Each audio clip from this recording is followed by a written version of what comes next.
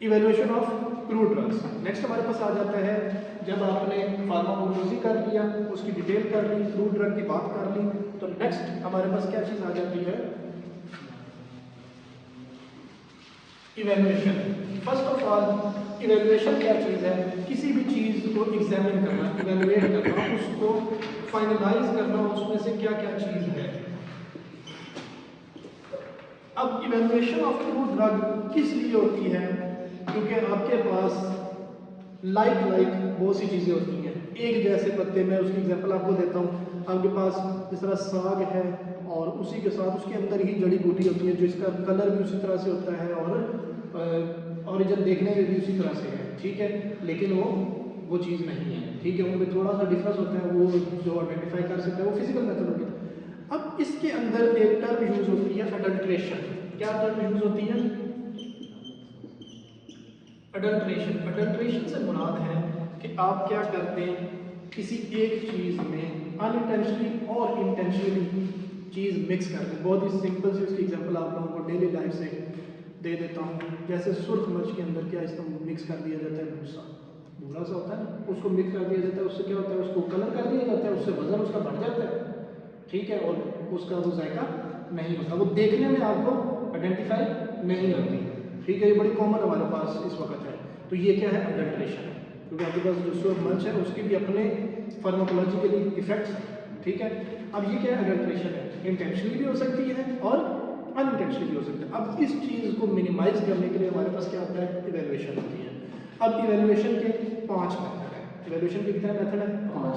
पहला आ जाता है ऑर्गेनोलेप्टिक मेथड, दूसरा होता है माइक्रोस्कोपिक इवेल्युएशन, थर्ड होता है केमिकल इवेल्युएशन, फिर होता है फिजिकल इवेल्युएशन और लास्ट वन होता है बायोलॉजिकल इवेल्युएशन। इन पांचों को हम स्टेप वाइज लेकर चलेंगे।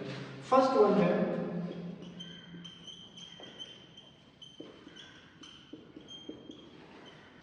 ऑर्गेनोलेप्टिक। ऑर्गेनोलेप्टिक से मुराद आपके पास जो सेंसेस हैं, कौन कौन से सेंस है आपके पास, देखना, देखने से आपको आइडेंटिफाई हो सकता है, सूंघने से हो सकता है, फील टच करने से हो सकता है, कुछ केसेस में हम उसको टेस्ट कर सकते हैं, लेकिन मैक्सिमम केसेस में हम उसको टेस्ट नहीं करते, क्योंकि एक अनआइडेंटिफाइड चीज़ है।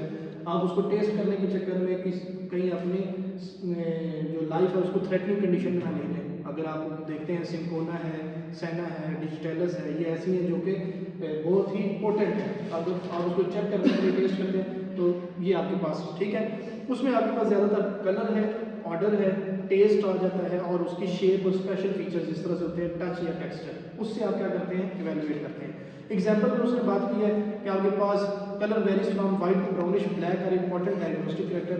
जिस तरह आपके पास कलर्स में 2-3 तरह के डिस्टिंग्विश कलर है, वो चीज़ें हो जाती हैं। जनरल अपीयरेंस में भी हम इसी तरह से बात कर रहे हैं, ठीक है।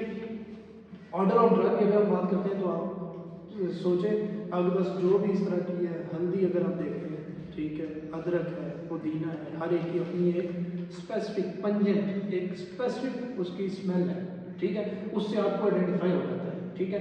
तो इस तरह से अगर अननोन कोई होगी, अब पहला मेथड आपका क्या होता है कि आपने फर्स्ट पर क्या करना है, ऑर्गेनोलेप्टिक मेथड को यूज़ करना है आइडेंटिफाई करने के लिए। अगर आपका ऑर्गेनोलेप्टिक मेथड फेल हो जाता है, आप आइडेंटिफाई नहीं कर पाते, क्योंकि कई ऐसी ड्रग्स होती हैं जो कि ऑर्डरलेस होती हैं, उनका स्मेल होती ही नहीं है, टेक्सचर भी उनका बिल्कुल सेम सेम होता है, लेकिन अडल्ट्रेटेड है। फिर आप उसके दूसरे मेथड पर आते हैं जो कि क्या होता है,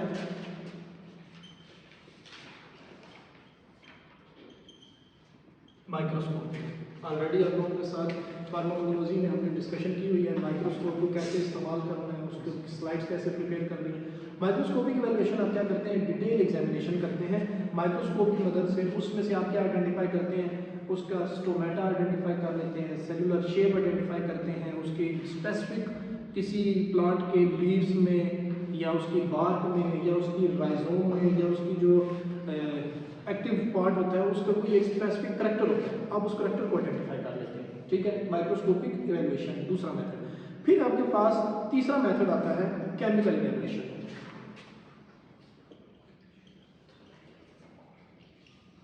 केमिकल इवैल्यूएशन में केमिकल से क्या मतलब हुआ कि आपने डिफरेंट केमिकल्स यूज करने, रीएजेंट्स जिनको हम कहते हैं, आपने रीएजेंट्स को इस्तेमाल करना है, उनकी मदद से आपने जो उस प्लांट के अंदर डिफरेंट रेजिन्स हैं, टैनिन्स हैं, अल्कलाइड्स हैं, फिक्स्ड ऑयल्स हैं, उन सब के अलग-अलग टेस्ट मौजूद होते हैं। स्पोनिफिकेशन नंबर, ठीक है, एसिड वैल्यू, ऐश वैल्यू, आपने क्या करना है, उसको जलाना है। जलाने के बाद ऐश वैल्यू उसको आपने चेक करना है कि शुरू में इतना था, उसको जब जलाया गया, जलाने के बाद उसमें से इतनी चीज़ एक्टिव रहेगी और बाकी चीज़ उड़ गई। तो इस तरीके से आपके पास मुख्तलिफ स्पोनिफिकेशन है, ऐश वैल्यू है। इन मेथड्स को हम यूज़ करते हुए क्या करते हैं, आइडेंटिफाई करते हैं केमिकल इवैल्यूएशन। फिर आपके पास आती है फिजिकल इवैल्यूएशन। फिजिकल इवैल्यूएशन और ऑर्गेनोलेप्टिक में डिफरेंस है। ऑर्गेनोलेप्टिक आपके ऑर्गन से रिलेटेड है। फिजिकल इवैल्यूएशन से मुराद है कि आपने उसके ऊपर कोई सिंपल सा टेस्ट अप्लाई करना है।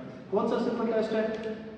Moisture content, specific gravity, viscosity, rotation, मतलब कि आपके पास रिफ्रैक्टिव इंडेक्स, ये आपके पास बड़े बेसिक से स्टेप होते हैं जिनकी मदद से आप क्या करते हैं, फिजिकल इवैल्यूएशन करते हैं किसी भी क्रूड ड्रग की, ठीक है, फिजिकल इवैल्यूएशन हो जाएगी। इसके बाद लास्ट मेथड हमारे पास आता है बायोलॉजिकल इवैल्यूएशन। बायोलॉजिकल मेथड से क्या मुराद है कि आपने उसको टेस्ट करना है किसी भी लिविंग ऑर्गेनिज्म के ऊपर। अब लिविंग ऑर्गेनिज्म में हम एनिमल्स को यूज़ करते हैं, ना कि ह्यूमन बीइंग को, क्योंकि आपने टेस्ट करना है। तो उसके लिए actually specific type of constituent present, हम उसके लिए हम जो करते हैं ज़्यादातर बोथ इन विट्रो और इन वीवो और एक्स वीवो। एक्स वीवो क्या होता है कि आप उस जो एक्टिव कॉन्स्टिट्यूएंट है, क्रूड ड्रग है, वो एनिमल को देते हैं और उसकी एक्टिविटी उसके ऊपर स्टडी करते हैं। उसको सेक्रीफाइस करके उसके स्टमक पे आपने एक्टिविटी की है, उसके ब्रेन पे एक्टिविटी की है, उसके पाँव पे, ज़्यादातर इसमें जो इस्तेमाल होते हैं आपके पास रैट्स, माइस और रैबिट्स यूज़ होते हैं, ठीक है। और ये असल में जो लास्ट वाला मेथड है बायोलॉजिकल इवैल्यूएशन, ये इंटरलिंक करता है आपके फार्माकोलॉजी के साथ। बायोलॉजिकल मेथड इंटरलिंक करता है फार्माकोलॉजी के साथ, और जो आपका फिजिकल मेथड है वो इंटरलिंक करता है फार्मास्यूटिक्स के साथ, ठीक है, और ये फार्माकोलॉजी के साथ, और जो केमिकल मेथड है वो बायोकेमिस्ट्री के साथ, ठीक है, और जो आपका माइक्रोस्कोपिक है वो माइक्रोबियोलॉजी के साथ। तो इस तरीके से फार्माकोलॉजी का लिंक हो रहा है डिफरेंट सब्जेक्ट्स के साथ, कि अगर आपने बायोलॉजिकल इवैल्यूएशन करनी है तो आपको फार्माकोलॉजी का जो बेसिक नॉलेज है उसका पता होगा, तब आप उसको बायोलॉजिकल इवैल्यूएट कर सकते हैं। अगर आपने फिजिकल इवैल्यूएशन करनी है तो आपको फार्मास्यूटिक्स के जो बेसिक स्टेप्स हैं, रियोलॉजी क्या है, विस्कोसिटी क्या है, विस्कोमीटर कैसे इस्तेमाल करना है, स्पेसिफिक ग्रेविटी कैसे आप फाइंड करेंगे, वो मेथड। अगर आपने केमिकल इवैल्यूएशन करनी है तो आपको बायोकेमिस्ट्री के रिएजेंट्स, डिफरेंट रिएजेंट्स, कार्बोहाइड्रेट्स के लिए कैसे हैं, अमाइनो एसिड्स के लिए कौन से रिएजेंट्स, लिपिड्स के लिए कौन से रिएजेंट्स यूज होते हैं, टैनिन्स के लिए, तो वो। अगर माइक्रोस्कोपिक है तो आपको माइक्रोस्कोप का बेसिक नॉलेज, माइक्रोस्कोप को कैसे आपने यूज़ करना है, उसकी कैसे स्लाइड बनानी है, कैसे आपने कट ऑफ करना है, कैसे उस एरिया को स्टीरिलाइज करना है, बेसिक आपके पास नॉलेज होना मस्ट है। तो इस तरीके से आपके पास फार्माकोलॉजी इंटरलिंक कर रही है बाकी तमाम फील्ड्स ऑफ फार्मेसी के साथ, ठीक है।